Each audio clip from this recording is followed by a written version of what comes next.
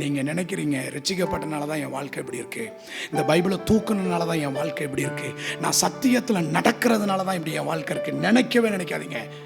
அந்த மைண்டை திருப்புங்க, அந்த எண்ணத்தை விட்டு வெளியே வாங்க. கர்த்தர் கைவிட மாட்டார், கர்த்தர் கைவிட மாட்டார்.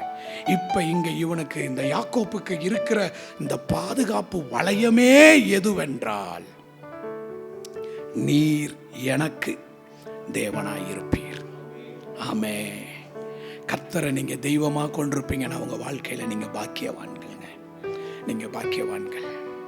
கர்த்தர் உங்களுக்கு தெய்வமா இருப்பாருன்னா இந்த பூமியில நீங்கள் பலத்தவர்களா இருப்பீர்களே தவிர பலம் குன்றி போனவர்களாக ஒரு நாளும் ஆண்டவர் உங்களை வைக்க மாட்டாருங்க. யாக்கோப்புக்கு தீமை செய்ய தேவன் அனுமதிக்கல. காரணம், யாக்கோப்பு ஆண்டவர்கிட்ட ஒரு அக்ரிமெண்ட் போட்டிருக்கான். என்னன்னா, கர்த்தர் நீர் எனக்கு